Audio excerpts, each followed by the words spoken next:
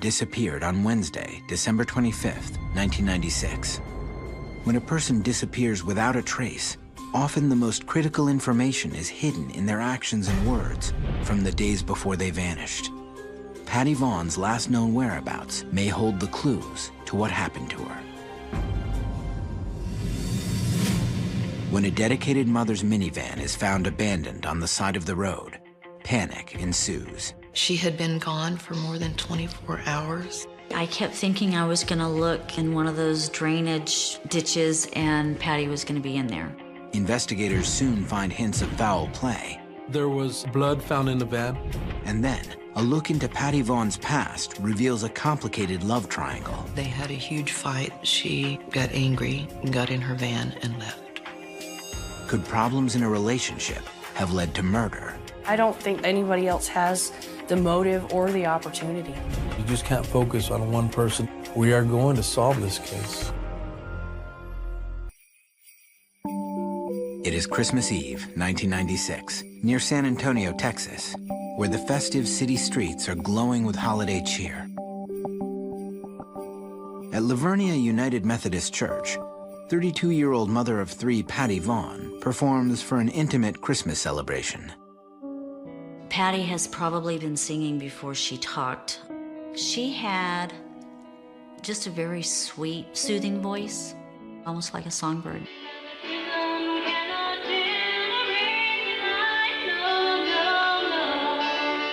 She really enjoyed it. You know, they just created such great music together. Patty was very proud of her music group. Singing with them was one of the things in life that gave her peace. Church was huge in Patty's life. Patty's relationship with God was right up there with her relationship with her children. While Patty carols on the altar, her husband Jerry Ray Vaughn and their three young children watch from the pews. Although the Vaughn's marriage has been strained lately, they are committed to keeping their relationship amicable. Patty would never complain. You look at her family, and it was cookies and cream. Everything was perfect. But once the service ends, Patty and JR, who have been separated for over 2 months, part ways.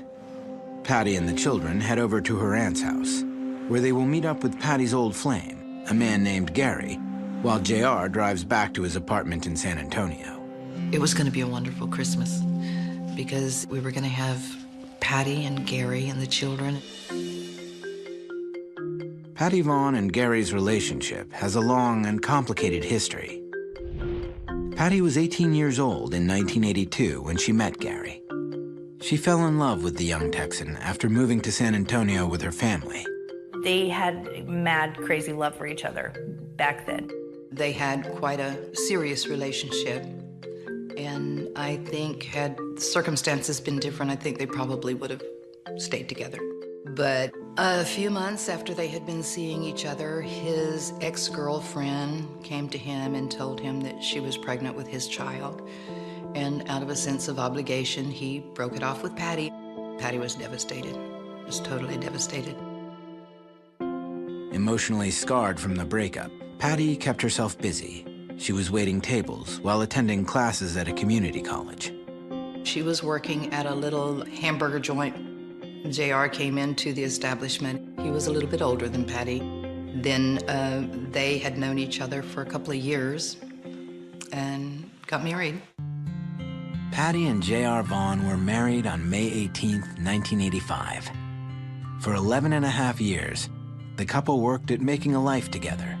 They had a family construction contracting business and 3 children. But despite many solid years together, by the fall of 1996, Patty realized she was unhappy.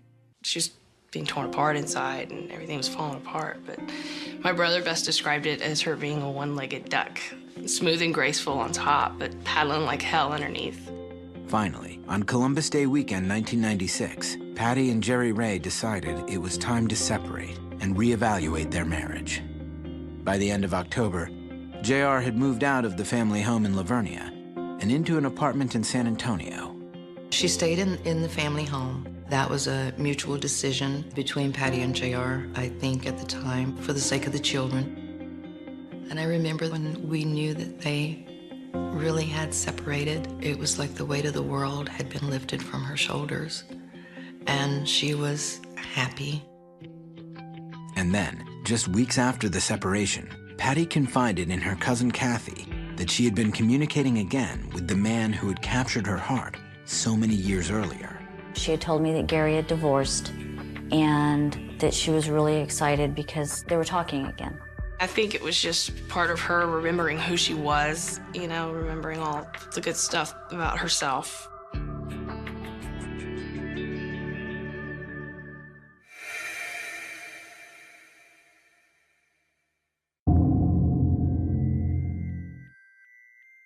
When Patty, Gary, and her children arrive at Aunt Jean's house on Christmas Eve, the celebration has already begun.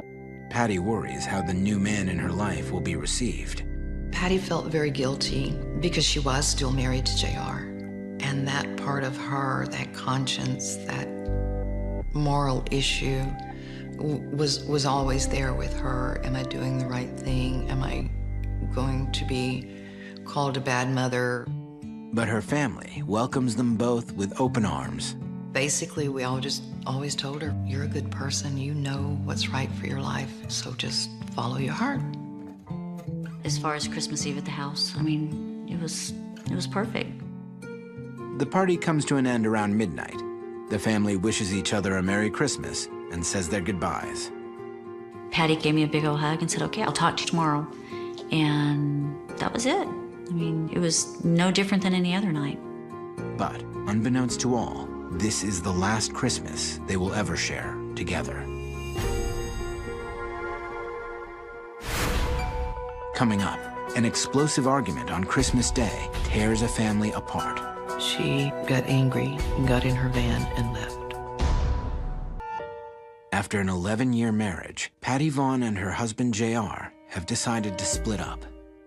Although conflicted about her decision to separate, Patty has been seeing an old boyfriend.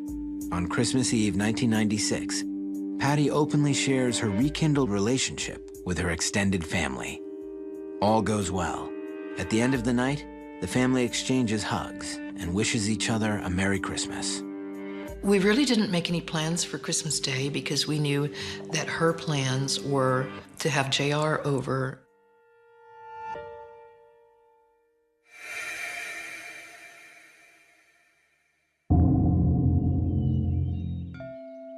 It's Christmas morning, and Patty's husband JR arrives at the family home around 8 o'clock. Despite their recent difficulties, Patty and JR have agreed that it's best to spend Christmas Day together as a family for the sake of their children. He was to arrive early in the morning, do the Santa Claus thing with the children, and then they were having dinner with the Vaughn family at their home later in the afternoon. If all goes well, Patty and her boyfriend Gary will spend time together Christmas night after the Vaughn clan leaves to go home. Her aunt will take care of her children. She had made plans later to go to a movie, and we were supposed to babysit the children. But Christmas Day turns to night, and Patty never shows up to drop off the kids as planned, nor does she call to cancel. Wasn't surprised that I didn't hear from her and just figured with everything going on and with all of her in-laws coming over, I just figured maybe everything was going great and they were playing with the kids and having a nice dinner. We really didn't panic a lot until my daughter got the phone call the next day.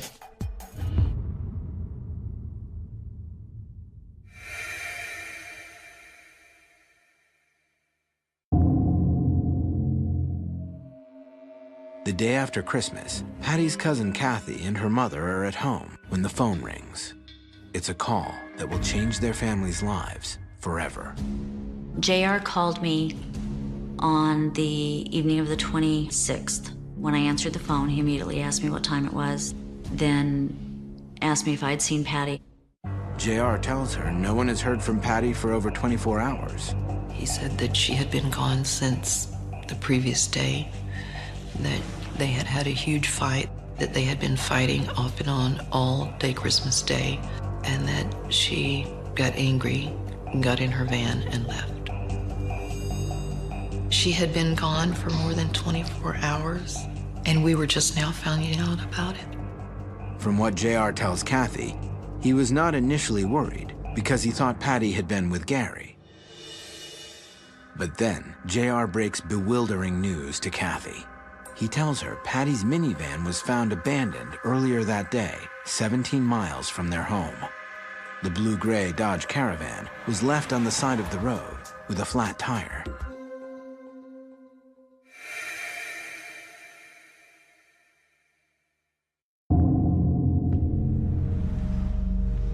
Patty's boss was heading back to work after lunch when he noticed the minivan sitting idly on the shoulder. He recognized the vehicle as Patty's and expected to find her at the office just 2 miles down the country road.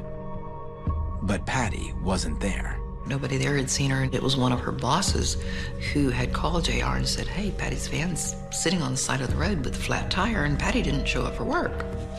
They were concerned too, very concerned, because that was not like Patty to not come to work and not call. He notified Patty's husband, Jerry Vaughn, who was, I guess, willing to meet him halfway to give him a set of keys to the van. Patty's husband told her boss over the phone that he didn't have time to drive to where the minivan was found. He was on his way to file for divorce. His plan was to shock Patty into abandoning her relationship with Gary by presenting her with divorce papers. On his way to begin the proceedings, JR met Patty's boss to hand over the keys so the minivan could be moved. Her employer just changed a flat tire, took it to the shop, and it was later found out that, nobody knew where Patty was. Later that day, when Patty's cousin Kathy gets off the phone with JR, she shares the baffling news of Patty's departure with her mother. Right away, they are extremely concerned and start making frantic phone calls to track down Gary, the man Patty has been seeing. He had not seen Patty since Christmas Eve night at our house. He was totally in a state of shock and immediately came to our house to offer to help in any way he could. Whether Gary is being truthful or not, she is still missing. There was obviously something wrong. Patty was missing. Kathy calls the Bexar County Sheriff's Office to file a missing persons report. The family fears Patty might have been abducted after asking the wrong person for help on the side of the road. But since she has not yet been missing for 72 hours, there is not much police can do. She hadn't been missing long enough. Her being over the age of 18, she can come and go as she pleases. After several calls, police finally agreed to take a missing persons report over the phone.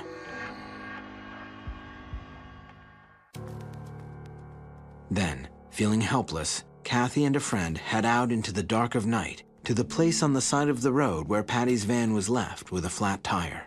Patty would have fought like heck if somebody had grabbed her, so there's got to be a shirt sleeve or a shoe or, something somewhere, and so we just walked with the flashlight out there looking. Honestly, I kept thinking I was going to look in one of those drainage ditches and Patty was going to be in there. Maybe beat up, raped, I don't know, but she was going to be in there because it doesn't happen to your family.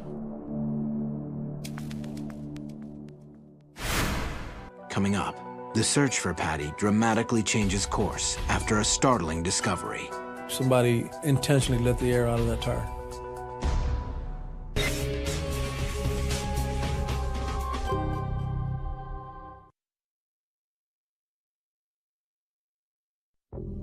"24 hours after Patty Vaughn's family sees her alive and well at a get-together on Christmas Eve, the 32-year-old mother is nowhere to be found.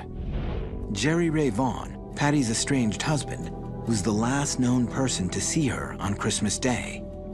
He says she stormed out of the house after a volatile day of arguing. But Patty's extended family senses something is deeply wrong. They don't believe she would have left her 3 young children and not returned home. These 3 children are her life, and she's going to get mad enough to walk out and leave them? Not in a million years. Jean, Patty's aunt, starts to make calls to see if anyone has heard from Patty since Christmas.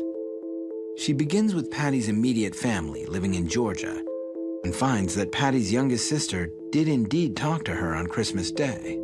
I called her Christmas. It was probably about 10:30 Texas time. JR answered the phone. Jeannie wished him a Merry Christmas, told him she loved him, and asked to speak to her sister, Patty. He put Patty on the phone, and I could tell she had been crying, and she tried to tell me she had a cold. But I knew, I knew the difference, so I let it go. Jeannie had formerly lived with Patty and JR and was very close to her sister's family. He was a really nice guy. We had a good relationship. He was more of a brother than an in-law. I asked him to give me away at my wedding when I grew up, so. But Jeannie was aware that Patty and JR's separation had not been easy. So when she heard the heaviness in her sister's voice on Christmas Day, she couldn't help but worry. She assured me once again before we got off the phone that everything was fine, and that was the last time I talked to her.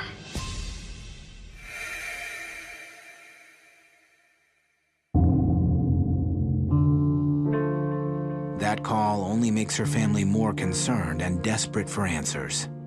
2 days later, Patty's cousins, Barb and Kathy, head out to Quinney Electric, Patty's employer, where the minivan has been sitting since the previous day. But when the sisters inspect what is believed to be a blown-out tire, what they find changes the game in the search for their cousin.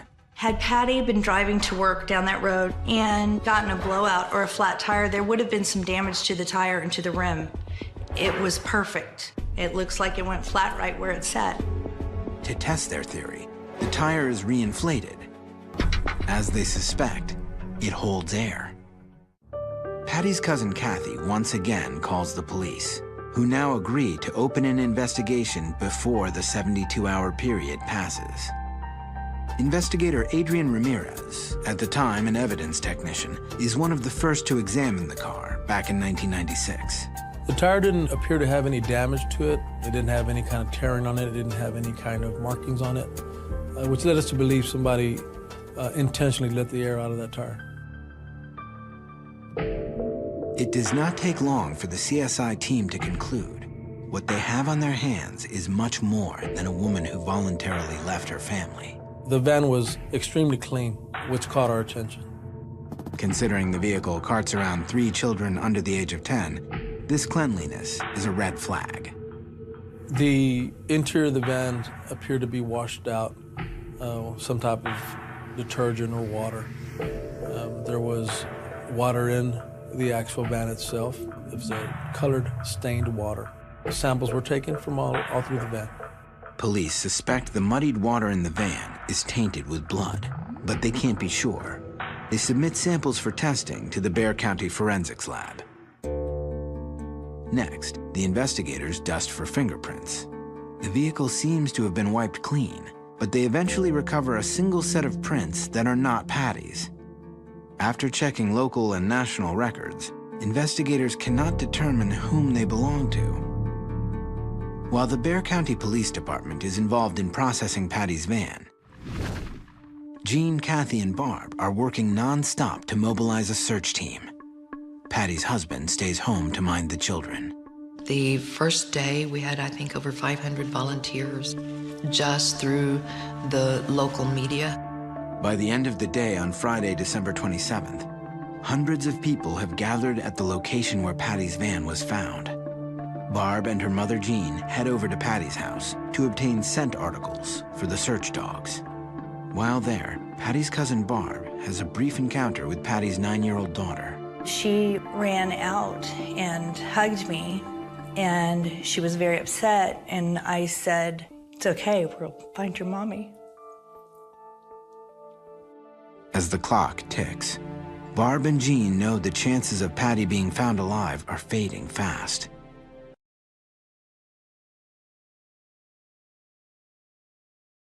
They had some dogs that had a scent towards a pond in the area where her van was found. The handler follows her dog Vip to a small stock pond that's 50 feet wide and 3 feet deep. It's a place well hidden off the country road. Could someone have disposed of Patty's body here after dumping her car? The search begins at the pond. They had the Bexar County Dive Team and other assistants from different organizations. And a search was conducted in the pond area. We did drag the pond. There was nothing there. Although the pond yields no new evidence, the search teams expand their hunt to the surrounding areas. No stone is left unturned. Complete strangers came to help our family. I can't tell you how many trash cans we jumped in. Dump sites, quarries, places that you just would never think you would have to look for somebody that you care about. On Sunday, December 29th, the official search for the missing mother of three ends. Coming up, a routine search of the Vaughn residence reveals a harrowing clue. It was hard not to think that something horrible had happened in that house. When Patty Vaughn's minivan is found with a flat tire on the side of the road, almost 24 hours after she is last seen, her family believes Patty might have been abducted. But it quickly becomes clear that the air was deliberately let out of the tire, and there appear to be traces of blood in the van. A 3-day search for the missing woman has turned up nothing. Investigators move quickly to question anyone in Patty's life who could have had motive to make her disappear. In a case like this, you have to go in with an open mind. We strongly believe this was somebody that Patty knew, that Patty is very close to. Investigators know that there are two very important men in Patty's life: J.R., her estranged husband, and Gary, Patty's former boyfriend, who is now back in her life. They start by questioning Gary. Police learn that Gary drove by Patty's house the day she went missing, when they weren't supposed to see each other until later that night. He and his sister had been out driving for whatever reason, and he asked his sister if they could drive by Patty's house. According to Patty's aunt, Gary says that he saw Patty's minivan and JR's truck in the driveway. The kids were out playing in the front yard. Is it possible that seeing the Vaughn family together on Christmas made him jealous? Patty's family says there is no way that Gary could be involved in Patty's disappearance. We heard rumors that Patty had decided to reconcile with JR, and Gary couldn't stand that, so he had decided to do away with her. Just crazy scenarios. The fact that he was with his entire family all day Christmas and into the night, way after the hour that Patty supposedly left in her van, kind of blows a hole in that theory. The first person that helped us look for her was Gary. He volunteered to the police, please give me a lie detector test. He was with us on almost every search. He helped pass out flyers. He was a big part of that. Gary denies having a part in Patty's disappearance. He passes a polygraph and gives no reason for police to believe he is a suspect. But because of the nature of his relationship to Patty, it is impossible to rule him out entirely. His eventual death in a tragic car accident will keep police wondering. Gary, like anybody else, has always been considered a person of interest. As investigators dig deeper into Gary and Patty's relationship, they look into an incident that happened just 2 weeks before Patty went missing. It makes them concerned that more people, other than just JR or Gary, may have been upset with Patty Vaughn at the time of her disappearance.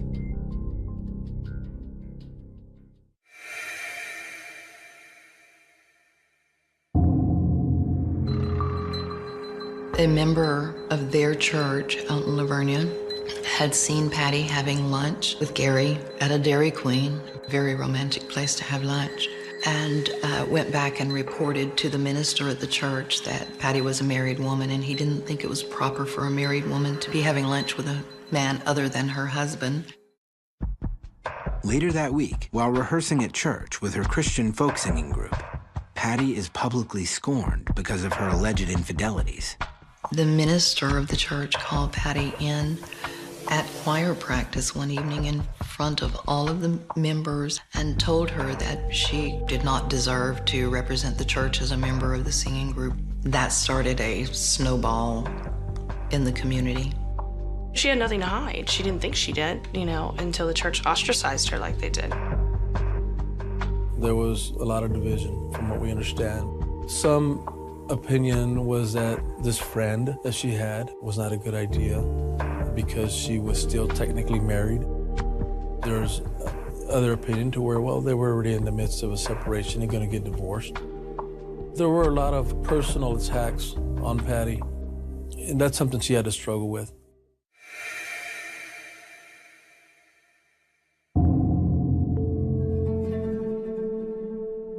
While hundreds of volunteers continue to flock to the fields, searching for any sign of Patty, investigators are honing in on the Vaughn residence, the last place Patty was seen alive.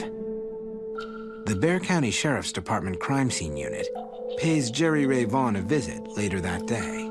Jerry gave his consent to process the residence. Everything seemed to be normal. We then examined different areas of the interior of the residence. The evidence technicians make their way through the Vaughn's home to search Patty and JR's bedroom. According to JR, Patty spent a good portion of the afternoon on Christmas Day in the bedroom, upset.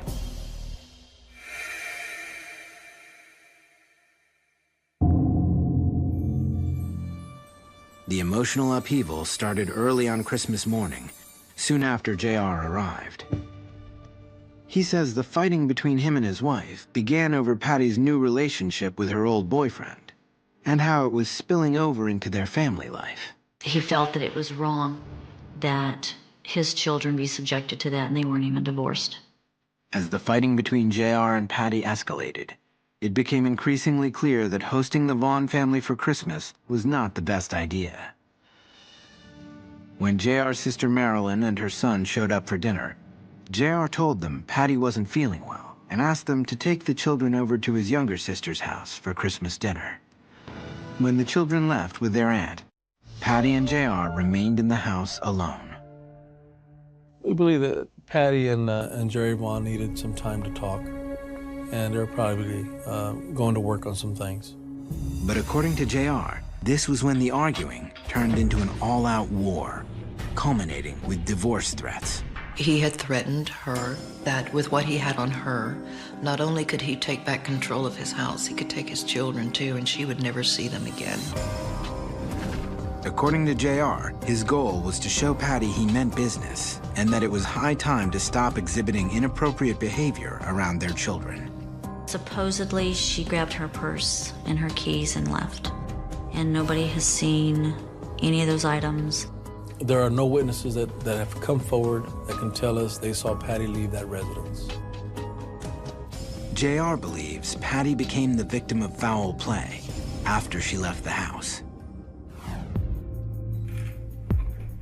4 days later, the CSI team enters Patty and JR's bedroom, one of the last places Patty was seen before she vanished. They notice several stained indentations in the linoleum floor and begin their testing with luminol, a chemical used to indicate the possible presence of blood.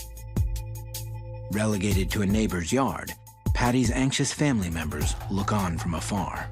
We knew that they were going to be doing the luminol test, and we wanted to be right there in case they found anything. But according to police, JR's sister Marilyn is inside the house and interrupts the investigation with a barrage of questions. That particular time when we first processed the residence, there was some type of interference with the sister. It's just being protective of her brother. While one officer leads Marilyn out of the bedroom, the other continues the luminol testing. What he finds could be proof that something violent happened there. There are visible positive results in the master bedroom, closet, and bathroom. But knowing that luminol also detects cleaning detergents, it is impossible to say if the reaction is from blood or bleach. Luminol not only reacts to blood, it also reacts to copper and other chemicals, such as bleach.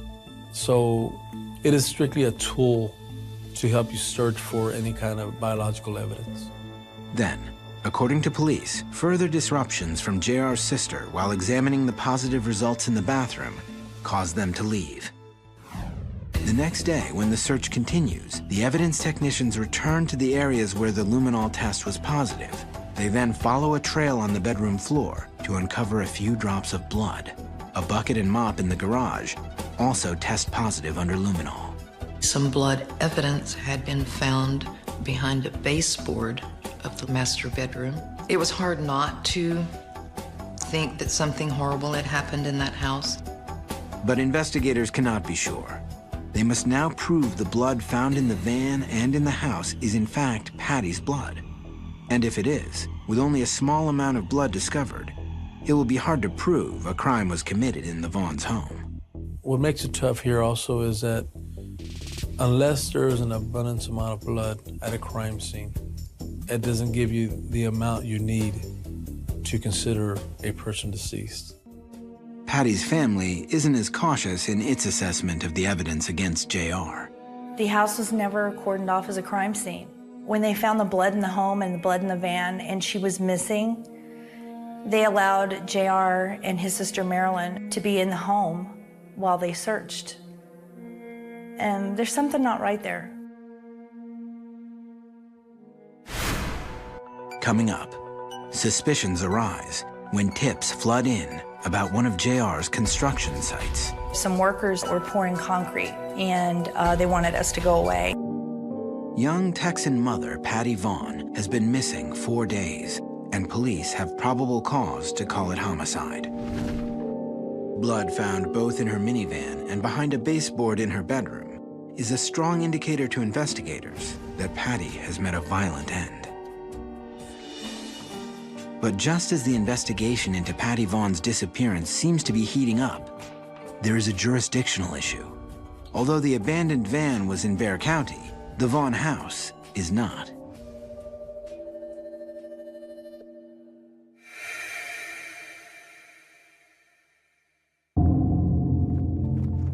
Just weeks after Patty goes missing, former detective for the Wilson County Sheriff's Department, John Martinez, is handed the case.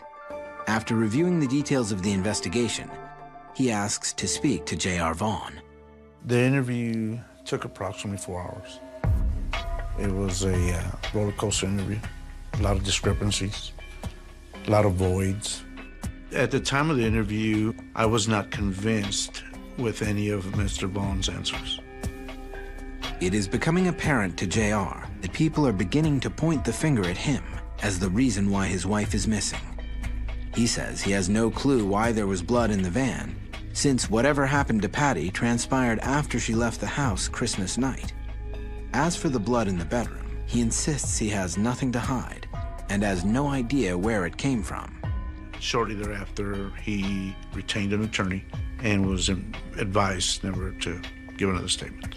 A polygraph was offered to him, which he declined. Knowing he might be the only surviving parent, JR says he feels he must protect himself at all costs. I would say that Jerry Vaughn is one of our main persons of interest. It would have to take a serious amount of explaining as to questions we have regarding the incident on Christmas Day. JR hasn't had to explain anything. JR's made all the rules.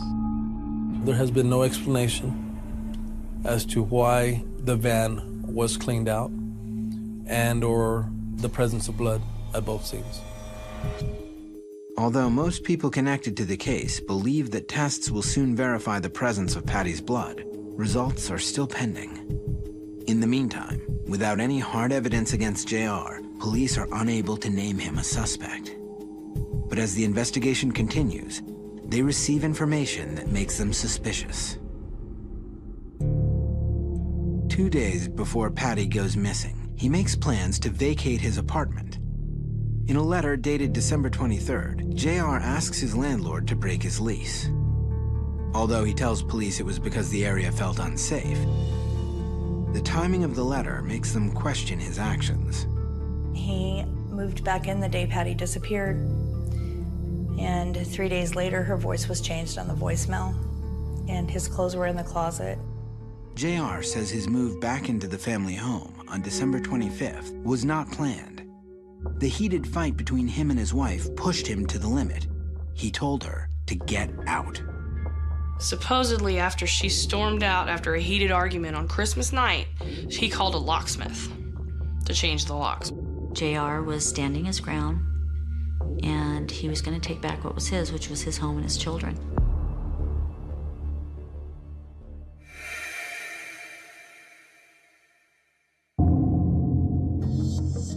More than 3 months after Patty disappeared, police finally have the test results confirming that the blood found both in the van and the house has indeed been identified as Patty Vaughn's. But that is still not enough for an indictment. There's not a body. There's no evidence that connects the two. And it's very hard to present that to a grand jury and try to make a case. Nonetheless, JR's increasingly uncooperative behavior keeps family and investigators acutely alert. We were not allowed back in the home, and we were allowed to see the children again. The children were not allowed to be questioned, whether it be at the school or whether it be at the church. Their father made it a point when they attended Bible studies that he was there. As an investigator, it sends a red flag. But JR says that police had not asked to question the children, and he has cut off contact with certain members of Patty's family because he is aware they think he might have harmed Patty. He would not leave the house. He would not help us on the searches. JR was getting members from the search parties to call him and give him updates, where you're searching, how long you're gonna be there, where you searching tomorrow. You would think that a person would be more involved in a search. However, everybody reacts different. Some will help, some will decide to stay away and let the authorities do it. According to JR, he was advised by a police officer to stay away from the searches. If anything tied to Patty was found, he would not want his DNA anywhere near the crime scene. As the investigation continues, police must keep an open mind. They continue to question people Patty knew and chase down every possible lead, which brings them back to the Vaughn's property. One of the leads that we received was that the body could be in a septic tank on the property. We obtained a search warrant, evidentiary search warrant for the property. And after searching, it was inconclusive. We searched and talked to neighbors and so forth. No one heard anything, no one saw anything. But then, weeks after Patty disappears, one tip stands out among the rest. A call has come in referencing an elementary school that was being built around the Christmas holidays, 45 miles from Livernia in Pleasanton. The supervisor of the construction site was J.R. Vaughn. Our office received information that Mr. Vaughn was a contractor, and they felt suspicious of some work that was being conducted right around the same time frame that this missing persons report came through. We had found out where JR's job site was, and when we got there, there were some workers that were hired by JR that were pouring concrete, and they wanted us to go away. We talked to a couple of employees who had said that JR had done something that was totally out of character for him, and said that he would oversee the concrete trucks in certain areas pouring the concrete. The information was that Ms. Vaughn might be in a cement slab because they found it odd that they were pouring cement at a certain time frame, certain date. JR denies these claims and says the pour dates had been scheduled well in advance and executed as planned.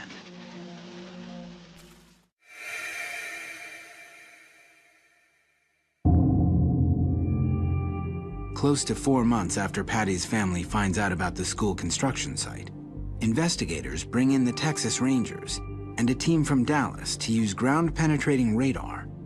They check for any anomalies in the concrete, and they find them. We bored some holes in cement. Had a cadaver dog out there, and at the time, the cadaver dog did not alert on any suspicious odors. So that kind of turned out at the time as an inconclusive search. Patty's family is not convinced the search was done thoroughly. They believe there's a good chance Patty's body could still be there. You're not going to destroy a multi-million-dollar project that the county and the citizens paid for, no matter how many bodies might be buried here. Following the Pleasanton school search, the case of the missing mother goes cold.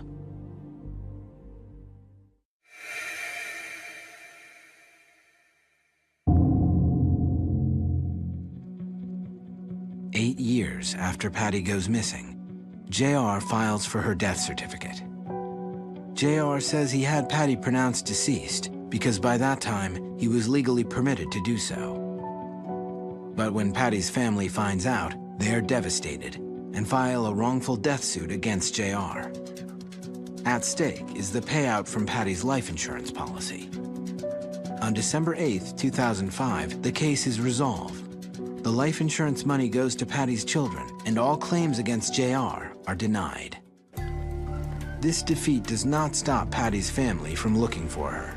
They have continued to follow every lead on their own dime.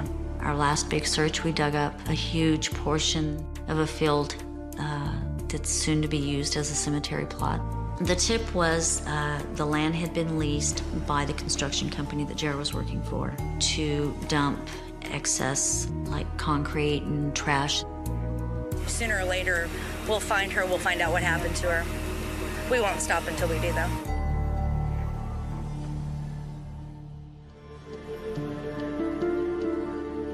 Detective Adrian Ramirez and his partner have the same zeal for solving Patty's disappearance. Now cold case homicide detectives, the duo inherited the case in 2007 when it was returned to Bexar County from Wilson County. We are going to keep working. We will continue for the sake of Patty's children and her loved ones. We are going to solve this case. Meanwhile, J.R. Vaughn says that by concentrating on him as Patty's killer, the investigation into his wife's disappearance has taken a wrong turn from the beginning, allowing the real killer to have gotten away with murder.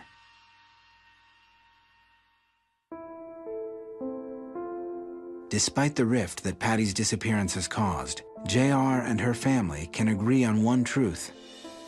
They all deserve to know why Patty was taken from them that fateful Christmas day.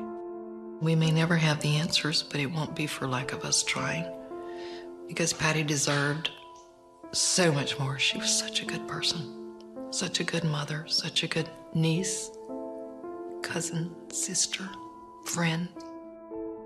Patty was the one that kept everybody together. She just wanted to make everybody happy, you know? She really did. She had so much light in her, and she had so much to give. And I just can't imagine what her life would have become had she been allowed to live it.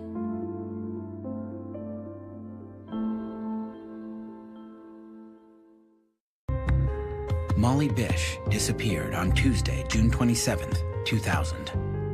When a person disappears without a trace, often the most critical information is hidden in their actions and words from the days before they vanished. Molly Bish's last known whereabouts may hold the clues to what happened to her.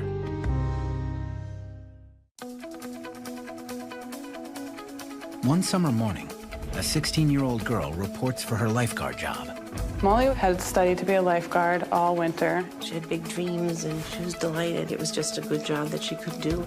But minutes later, she vanishes.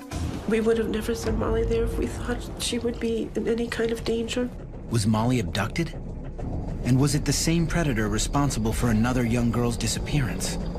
She was blonde-haired and blue-eyed, and she was visiting her grandmother when she was taken. Will Molly's loved ones ever get answers? A family's torment. We're like trapped in this perpetual nightmare. I call it between Helen and hope.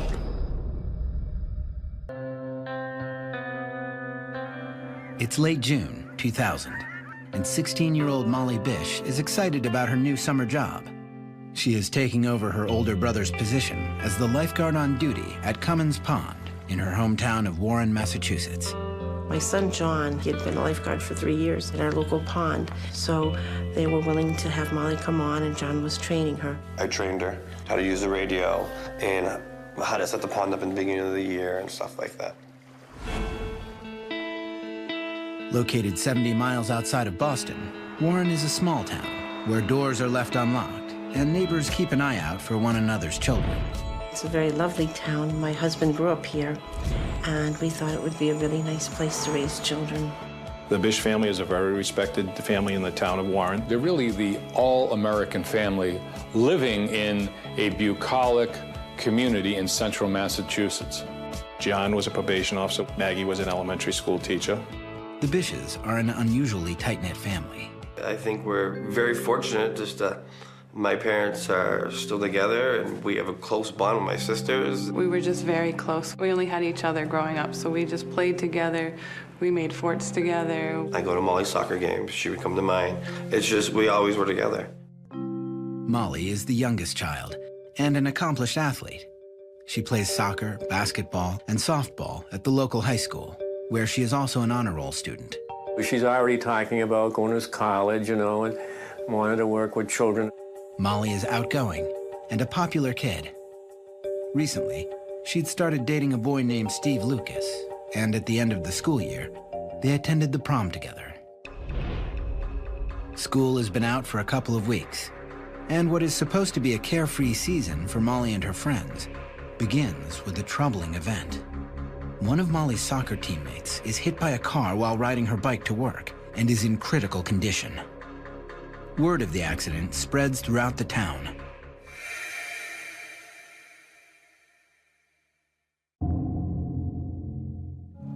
It's early Tuesday morning and Molly's 8th day of work when the Bish family receives the news of Molly's friend.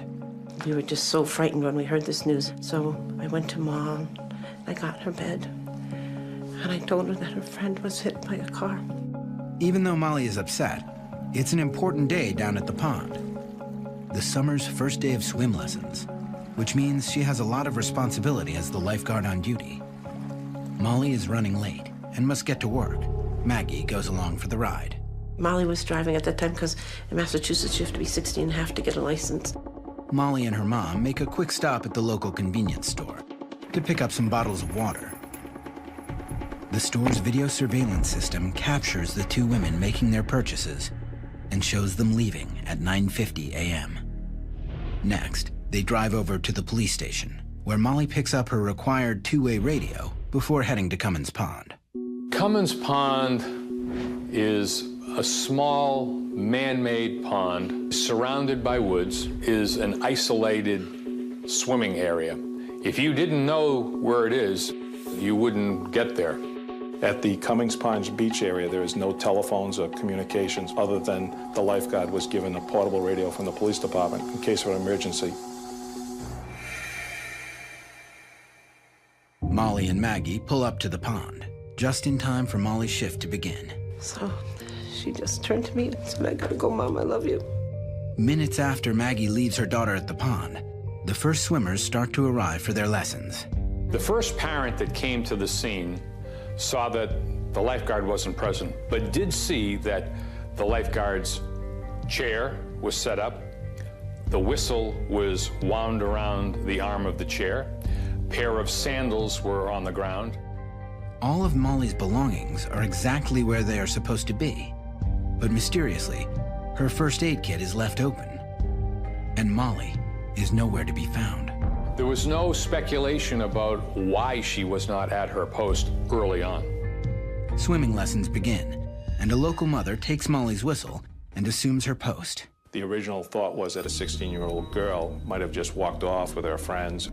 The mother decides to inform the head of the Parks Commission, Ed Fett, who is Molly's boss, that the teenager is not in the area and is neglecting her job as the lifeguard on duty.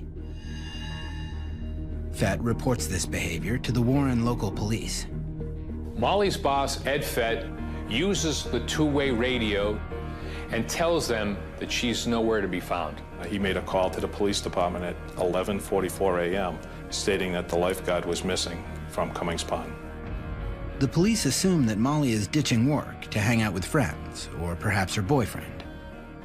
There was some speculation early on that Molly had gone off with somebody and was someplace around the pond and being inattentive to her duties. 3 hours pass, and Molly does not return to the pond. The police decide to notify Molly's parents of their daughter's absence from work. We got a call at 1 o'clock in the afternoon, and it was our police chief. And he had said to me, where's Molly? And I said, what do you mean, where's Molly? I dropped her off at work. He says she's not here. Coming up, the search for Molly Bish gets underway, and her family begins to panic. We sat in terror, and your whole world has fallen apart.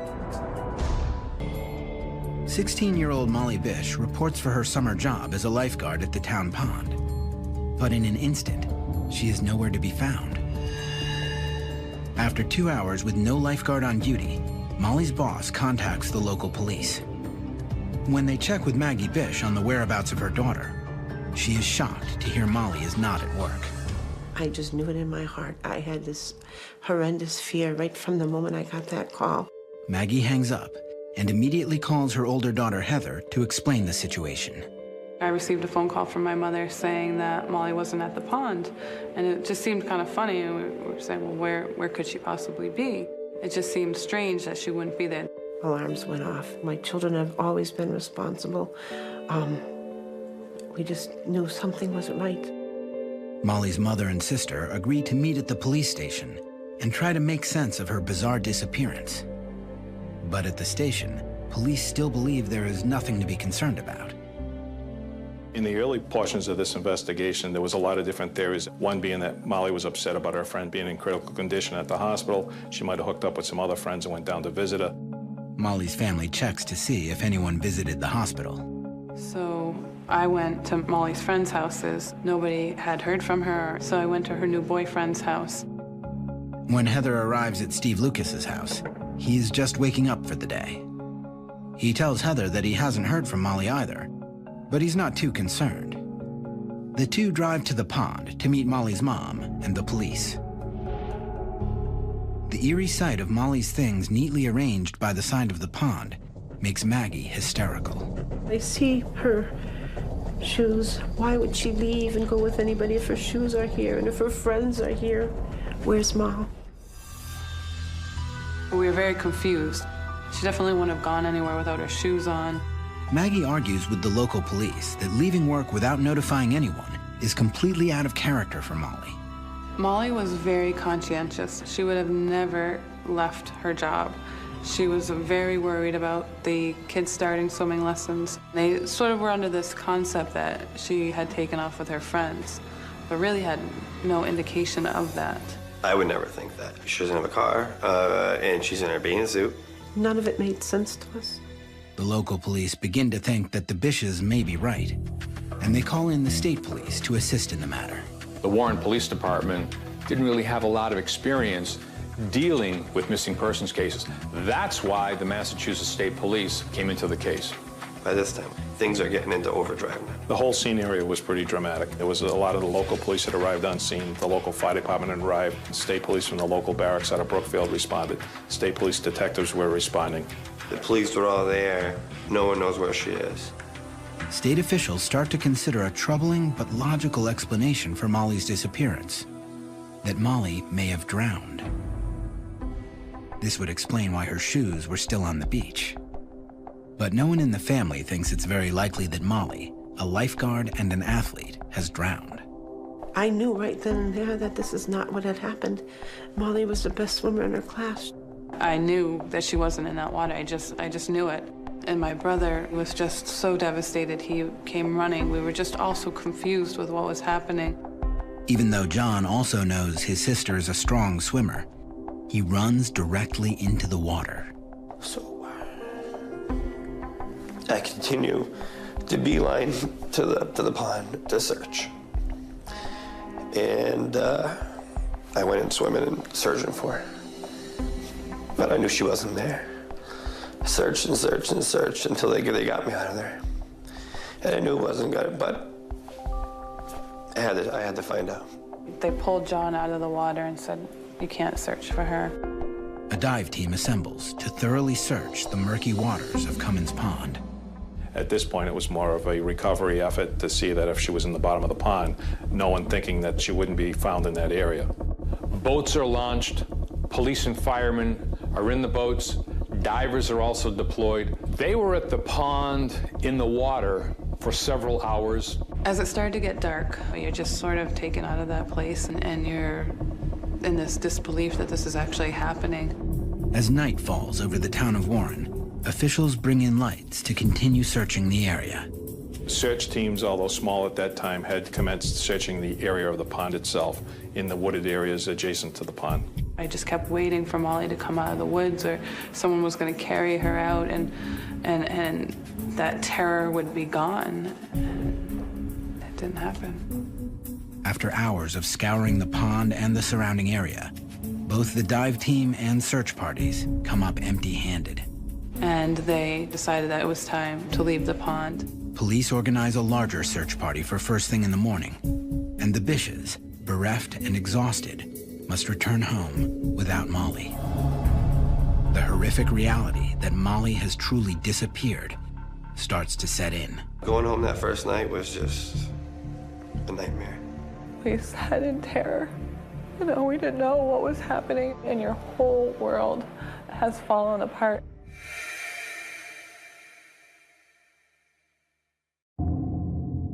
Early the next morning, the search for Molly continues throughout the area. The search began to grow almost immediately. Law enforcement deployed a lot of resources. And we're talking about the daughter of a probation officer. We deployed all resources, including our mounted units came to the area. We had our State Police Air Wing, which is our helicopters, brought into the area, using both infrared and camera imaging to look at in the forested areas off the center of town. The close community of Warren pitches in as well. Local proprietors quickly print and display missing person posters in their storefronts, and townspeople initiate their own search parties. We grew up in that concept that it takes a village to raise a child, and we were trying to find this child. And so everybody kind of went out and started looking in places that they thought might be remote areas or dangerous areas. You can't just sit around. You feel helplessness. So my friends and I got together, drove around. I mean, we're in a huge area of wilderness out here. I mean, trails on top of trails on top of trails. The main trail from the beach where Molly disappears comes to a fork. One trail goes further into the forest. The other leads to a cemetery, where a paved entranceway piques investigators' interest. There is a footpath that leads directly from the beach to the cemetery. So one of the theories was that if someone came to abduct Molly, they could easily take her out through the wooded area to the vehicle in the cemetery without being detected or seen. The theory of abduction is now becoming a real possibility for the Massachusetts State Police. Judging from the open first aid kit, the police speculate that someone may have faked an injury, and when Molly bent over to open the kit, he grabbed her.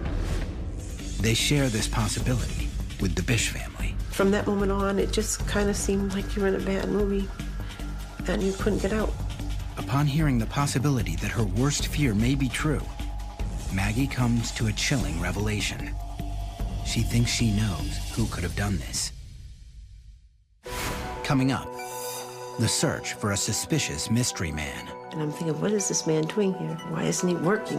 Why isn't he at a job? You know, it's 10 o'clock in the morning. 16-year-old Molly Bish is missing from her lifeguard job in Warren, Massachusetts. The authorities now believe Molly could have been abducted by a predator. Molly's mom, Maggie Bish, remembers seeing a suspicious man at the pond the day before Molly disappeared.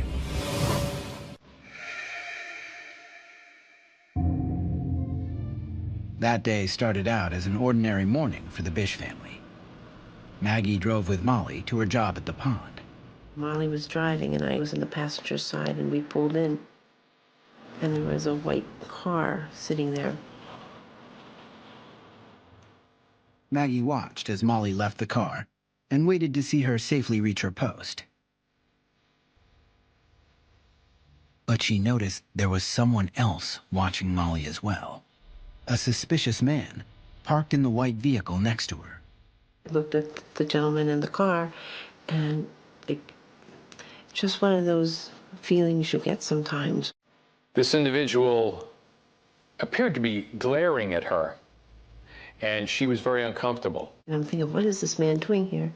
You know, why isn't he working? Why isn't he at a job? You know, it's 10 o'clock in the morning. So I just said, I'm going to check on Molly's date. Maggie headed over to Molly and stayed with her daughter while she organized her station. So I'm saying what a pretty place it is, but I just said to her, I didn't realize there were so many men around, and I was a little concerned. But she says, oh, it's just fishermen, Mom. You know, no big deal. After chatting for a few minutes, Maggie headed back to her car. And that same person is still there, and all he's doing is smoking a cigarette. And he's staring at me. And I just got this very nervous feeling. So I said, I can't leave Molly here. Maggie fussed around in her car, hoping to appear busy to the stranger while waiting for him to leave. And finally, he started his car and pulled away. And for a second I sat and I thought, oh, I'm just being silly. I'm overly worrying. But now, she realizes those fears may have been more than just a mother's intuition.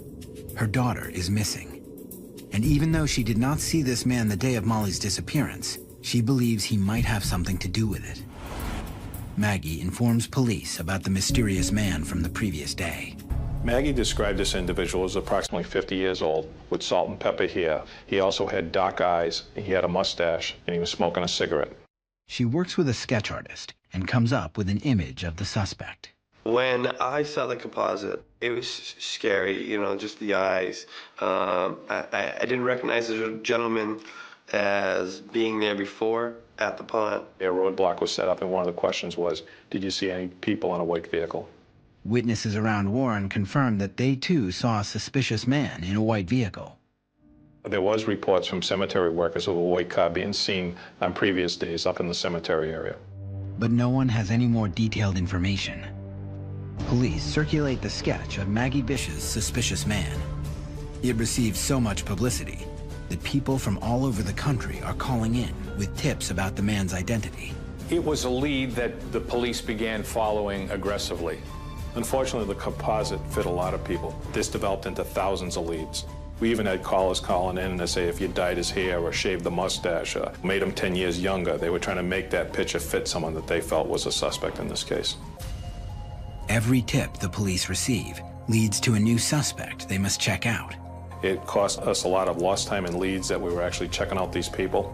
It's almost like we had too many suspects, if that is possible to comprehend. There were just so many people that we were looking at that could have been involved. The district attorney's office orders a search of 125 white vehicles in the area. We could not determine for sure what type of vehicle Maggie had observed. But they don't find any links to the disappearance of Molly Bish. While the investigation continues, police comb the area surrounding the pond, looking for any new leads. But they face a daunting problem.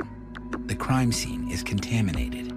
Inadvertently, all of the first responders contaminated whatever footwear impressions were around the immediate area of where her beach chair had been set up. It was hard to determine that this was actually a crime scene at that point. Anybody responding was there to help and try to find Molly at that point. The path that went up to the cemetery area was used and accessible by hundreds of people that had responded to the pond on that date. The beach area is also covered with cigarette butts and fingerprints. The lifeguard's chair was moved a little bit. The portable radio was handled by Ed Fett. There was fingerprints that were in the first aid kit that belonged to people that were first responders to that scene. This leaves police with no concrete evidence. And since there are no eyewitnesses, police can't rule out any possibility, including the heartbreaking notion that Molly simply took off voluntarily. One of the theories that existed throughout was the fact that Molly could have simply ran away. Molly was reported sighted throughout the United States. People would call in and say they spotted Molly at a shopping mall in the Midwest. I think at first the runaway is very easy for teenagers because it's just the easiest. She'll come back, and some of them told us that, and they believed it. She'll come back. But the Bish family finds it unfathomable that Molly would leave them without word. In my heart, I never went in that way because I just didn't believe it. They firmly believe that Molly was taken against her will, possibly by the man in the white car. But if Molly has fallen victim to foul play, police also think there is a possibility that she could have known her attacker. We looked at a lot of people that knew Molly. We looked at people in the area. Ed Fett, Molly's boss, was one of the first to arrive at the pond the day Molly went missing. His fingerprints are all over Molly's belongings. To be honest, I didn't know him. He had brought a book up for Molly to look at swimsuits and some supplies. Fett explains that he rummaged through the first aid kit and used her police radio to alert authorities. Police recognize that there may be no meaning behind the fingerprints, but take a closer look at Fett. The morning of Molly's disappearance, Ed Fett made a trip to the local hardware store. There, he runs into John Bish, Molly's older brother. He knows me. He knows I was a lifeguard for prior 3 years. He knows my sister was a lifeguard. Fett does not mention that Molly was missing from work that day. So he didn't even notify me because I don't think he thought it was a big deal. You know, everybody thinks this is nothing. The police consider this run-in a solid alibi for Ed Fett's whereabouts that morning, so they move on to other potential people of interest. They turn their attention to Molly's boyfriend, Steve Lucas, who is found to have a mysterious cut on his face the day of the disappearance. Coming up, a strange connection is made between Molly's disappearance and another local case. Given the close proximity to these two cases, there's a possibility that they were linked. 16-year-old Molly Bish vanished from her lifeguard chair just minutes after her mother Maggie dropped her off at work. Maggie had seen a suspicious man in a white vehicle watching her daughter the previous day and believes he has something to do with her disappearance. But while the police are exploring that theory, they also take a look at people closest to Molly, including her boyfriend, Steve Lucas. Steve Lucas was examined because this is what typically happens. Law enforcement looks at men in the lives of women who go missing. He was a very new boyfriend. She had only been with him for 3 months. Recently, Molly attended the prom with Steve. And while some believe the couple seemed happy, others felt they were mismatched. He was quieter. He was actually much quieter, where Molly would be the silly one. Molly and Steve kind of had two separate tracks in life, where Molly was very outgoing and played sports and soccer and stuff in town, and Steve was more of a homebody. This young man, he probably wouldn't have been the one that I would have picked, but Molly liked him for some reason. He was never unkind or disrespectful when he came here, so I had no real reason not to like him. The police start honing in on Steve Lucas as a suspect. There were things that bothered me in the early onset of this investigation with Steve, for the simple reason that he was not cooperative with law enforcement. When the police do talk to Lucas on the day Molly disappears, they notice that he has a cut on his face. He had a cut lip and he had an eyebrow ring that was missing. Steve explained that when he got up out of bed, he had hidden his bedroom door, cutting his lip. Several of his friends had described it as other causes for the incident. One individual we interviewed said that Steve immediately told him that he had a cold sore on his lip. Steve's inconsistent explanations for his injury raise questions, and his behavior during the initial search for Molly also strikes investigators as odd. A lot of Molly's friends and friends of Steve Lucas that were there at the beach area when it was being searched participated in the search. They went into the woods. Steve was not participating in any of the ongoing searches in the area for Molly. But the Bish family doesn't believe Steve had anything to do with Molly's disappearance. He was there the day, several hours after.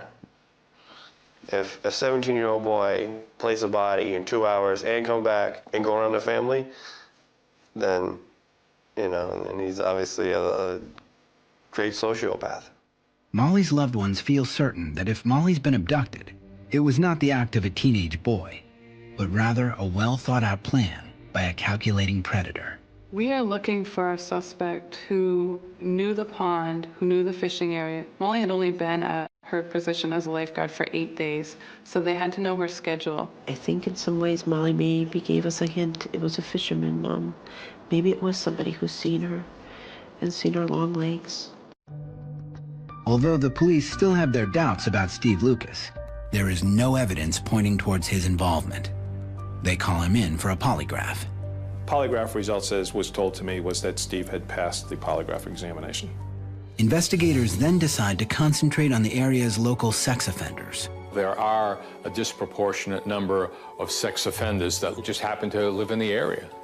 They check with these men for alibis. A lot of the sex offenders in this area are not gainfully employed. It was hard for us to determine their whereabouts on June 27th because we didn't have like payroll records to look at, telephone records that could actually vouch for these individuals. You has to basically go on their word. So the state police call several of them into the station to take polygraphs. Some of them show signs of deception. Signs of deception do not show that that person was responsible for the disappearance of Molly Bish. It would just cause for more examination into that individual's history, background, and whereabouts. All it did was add to our list of people in the database. With each passing day, the police database of suspicious characters is growing, but all to no avail. The Bishes are fighting to stay hopeful. Despite so many potential leads, the Molly Bish case becomes one of the most challenging missing person cases the local and state police have faced. It seems that 16-year-old Molly has vanished without a trace or become the victim of the perfect crime. The state police basically spent 24/7 on site. We would go home, we would change, we would refresh, we'd put a fresh set of clothes on, shower and shave, and go right back to the town of Warren to continue the investigation. The Warren Police Station becomes headquarters for the investigation. State police officers are practically living there. And as the months pass, the Bish family tries to go back to some semblance of a normal life. To start your normal life again, which will never be normal again. It was hard. We're like trapped in this perpetual nightmare, and it's almost unreal. It's like your brain takes you to a different place so you can just survive. We just kept trying to live through all those simple things. The first Christmas, her birthday came. How do you have a birthday when she's not there? And I mean, there were days I had to just pray and try to keep the demons out of my head because they would try to haunt me. I call it between Helen and hope. Eventually, the state police must leave the headquarters at Warren and return home to continue the investigation. So they moved back to Worcester, and then we said, now what do we do? I mean, the calls got a little bit less. Although the investigation continues, the Bish family must live without any answers for years. Over the course of years, there was many different things that we looked at as being investigators, one of which was John Bish being a probation officer. We looked at some of the people that he came in contact with. Detectives run through Molly's father's old cases to see if there's anyone who might be seeking revenge. Most of the people that we spoke to that he did have on probation or had on probation had only the best words to say about John. He's very caring, very generous, and very mild-mannered in his approach to individuals.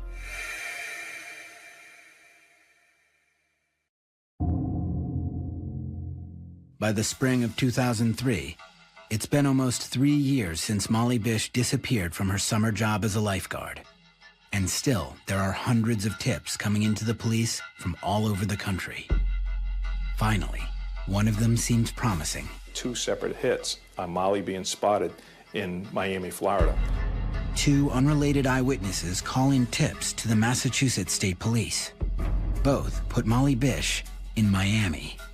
We actually located them to be about a block and a half away.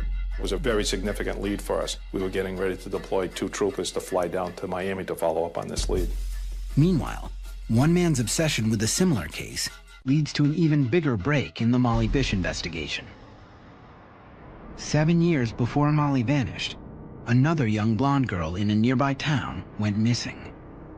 Holly Peranian was a little girl who disappeared in 1993 in Sturbridge, which is a few towns away from Warren. She was blonde-haired and blue-eyed, and she was visiting her grandmother when she was taken. What had happened is Holly went with her little brother to go down the road to see some new puppies. But only Holly's brother returned home that day. The only clue that led police to believe Holly had been abducted was her shoe, found by the side of the road. What do you do? How could that happen? Everybody was so frightened. Nobody knew what had happened. At the time, Molly Bish was 10 years old, the same age as Holly Peranian. She heard the story of Holly's abduction while attending church one Sunday. And the priest had suggested writing to the family and sending you prayers. And so Molly wrote this beautiful letter about how she hoped Holly would come home and how much she cared about her, and she was a beautiful child. Eventually, local hunters found Holly's remains in the woods near where she was abducted. But her killer was never found.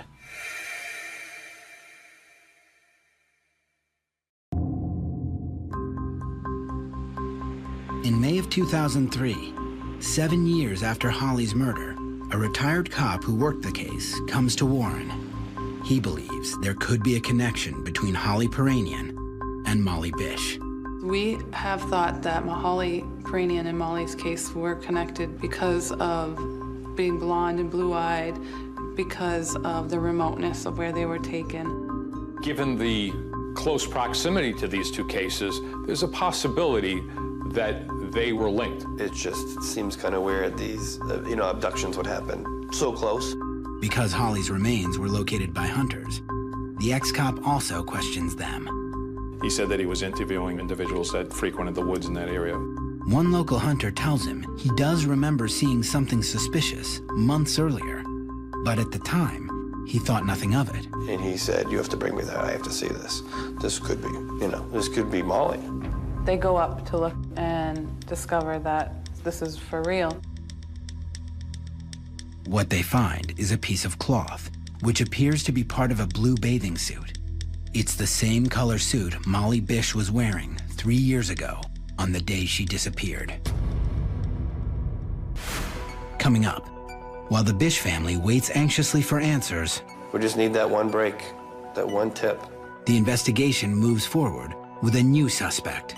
His family had a white car when Molly disappeared. He lived down the road from Holly Peranian. He fished at Cummins Pond.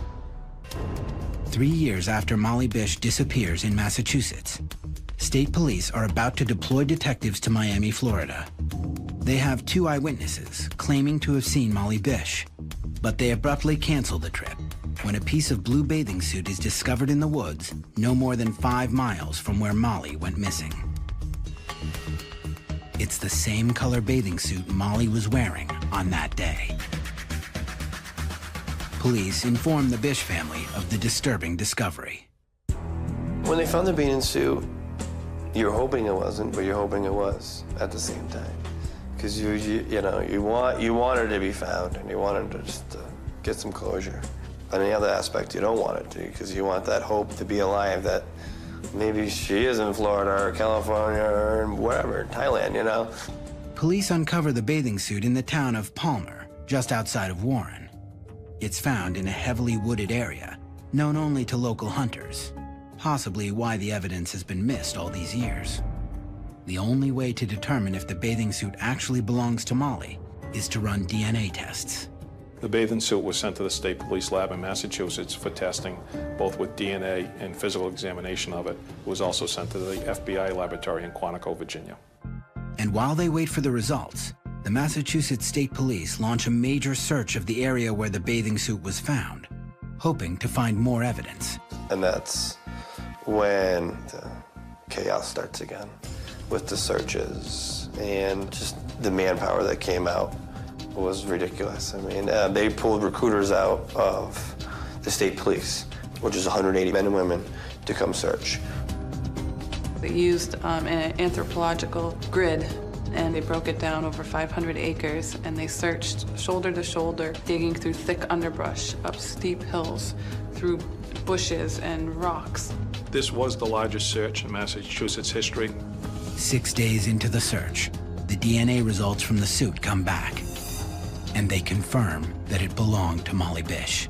And I fell to my knees and I cried.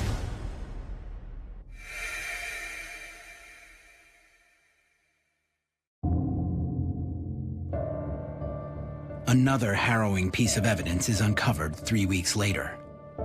Police find a human bone belonging to a person between the ages of 14 and 20 years old. And over the course of a week, they recover 26 more bones. Have they finally found Molly? It was agonizing.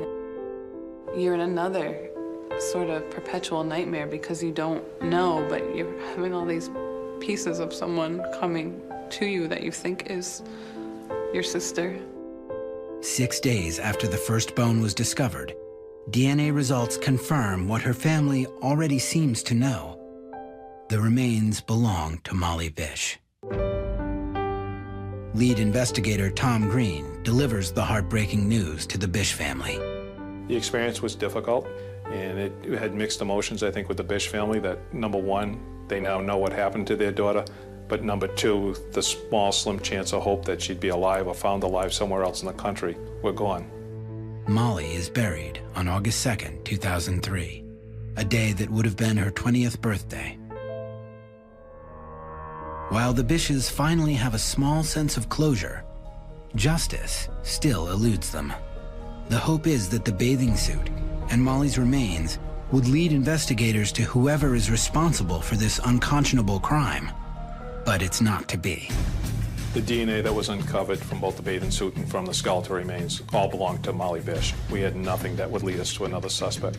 Like Holly Peranian's case 10 years before, investigators find themselves at a loss with no other leads to pursue.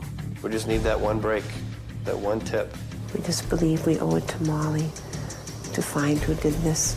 The profile of Molly's abductor was white, male, between the ages of 18 and 50, is known to the area, is either a fisherman or a hunter, has a history of violence with women.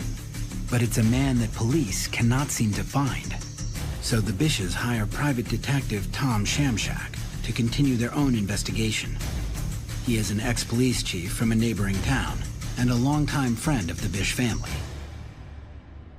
In October 2008, Molly's boyfriend Steve Lucas dies in a car accident without ever knowing who murdered his girlfriend of 8 years ago. That same year, a new suspect comes to light.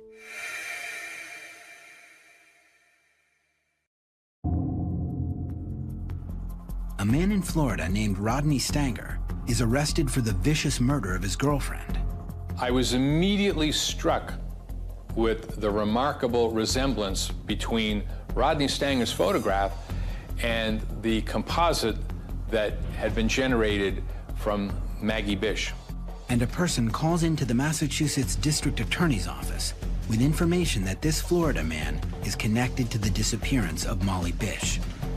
The tip refers to a conversation with Rodney's girlfriend before she was murdered. This individual told me that a person had conversation with the victim prior to her death and had made some incriminating statements about Rodney Stanger involving the Molly Bish case. His girlfriend talked about Molly before she was murdered. Stanger lived in the area near Warren for 20 years and was a local hunter and a fisherman.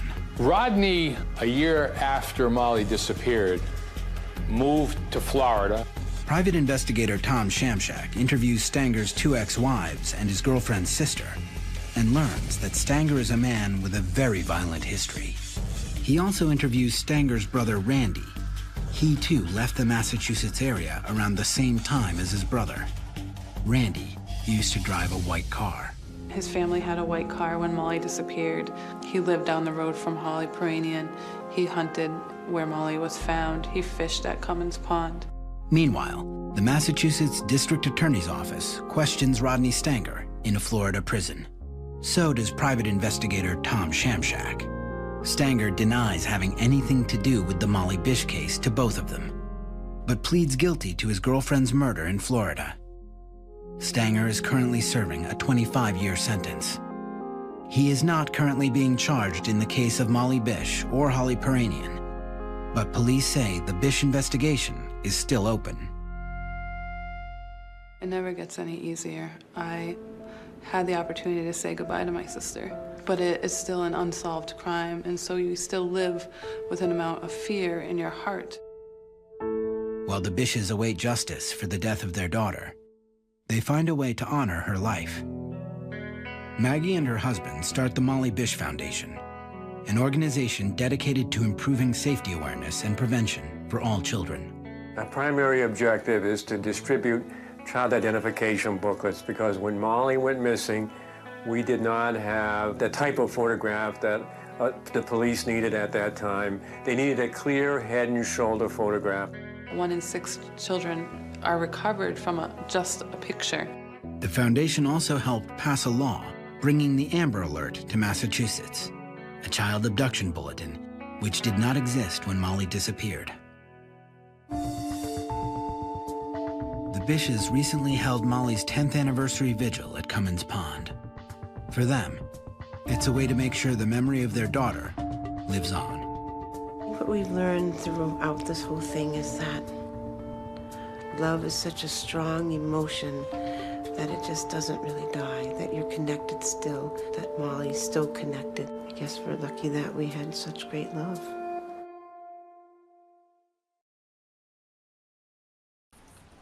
All right, guys, thank you very much for coming today. I have called you for a very special thing.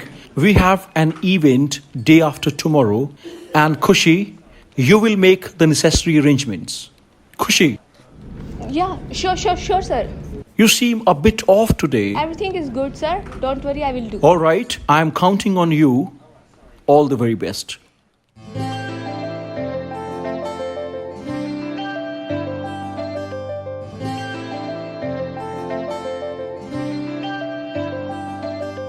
ਕੱਲ ਰਾਤੀ ਰੋਈਆਂ ਮੈਂ ਤੇਰੇ ਕਰਕੇ ਸੁਣਿਆ ਏ ਤੂੰ ਵੀ ਰੋਇਆ ਮੇਰੇ ਕਰਕੇ ਕੁੜੀਆਂ ਚ ਲੜਾ ਮੈਂ ਵੀ ਤੇਰੇ ਕਰਕੇ ਮੁੰਡਿਆਂ ਚ ਅੜੇ ਤੂੰ ਵੀ ਮੇਰੇ ਕਰਕੇ ਮੈਂ ਇੰਨਾ ਪਿਆਰ ਕਰਾਂ ਮੈਂ ਇੰਨਾ ਪਿਆਰ ਕਰਾਂ ਕਿਉਂ ਨਖਰੇ ਜਿਹੇ ਦਿਖਾਵੇਂ ਇੰਨਾ ਨਾ ਸਤਾਇਆ ਕਰ ਮੈਨੂੰ ਮੇਰੀ ਜਾਨ ਨਿਕਲ ਨਾ ਜਾਵੇ ਮੈਂ ਜਦ ਵੀ ਕੁਝ ਬੋਲਾਂ ਤੇਰਾ ਨਾਮ ਬੁਲਾਂ ਤੇ ਆਵੇ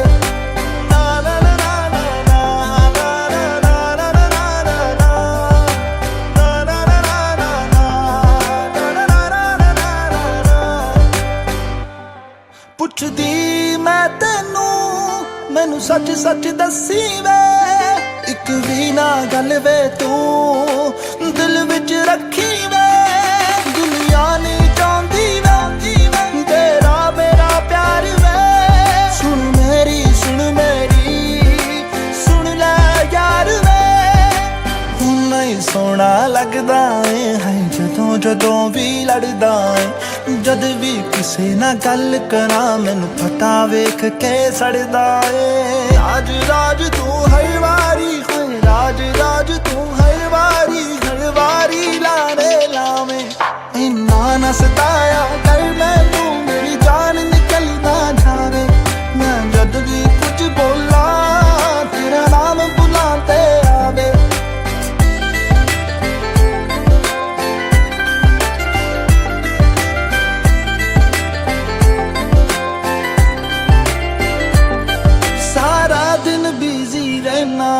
ਤੂੰ ਯਾਰਾਂ ਦੇ ਨਾਲ ਬਹਿਨਾ ਏ ਤੇਰੀ ਦੂਰੀ ਤੇ ਮਜਬੂਰੀ ਦਿਲ ਮੇਰਾ ਏ ਸਹਿੰਦਾ ਏ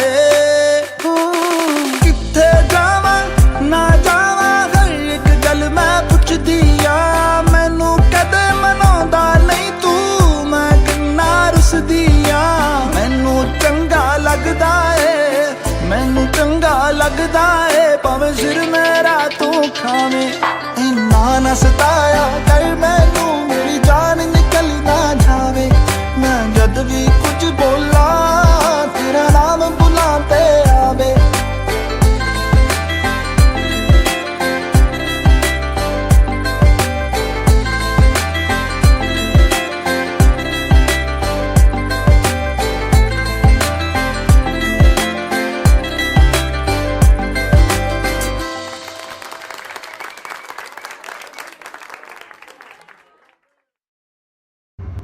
तो अभी आपने हमारा दुनिया सॉन्ग देखा, सो प्लीज कमेंट करके बताना कि आपको सॉन्ग कैसा लगा। एंड हाँ, वीडियो को लाइक करना, जाने से पहले रिपल म्यूजिक स्टूडियोज के चैनल को सब्सक्राइब कर लेना। Thank you, bye bye everyone.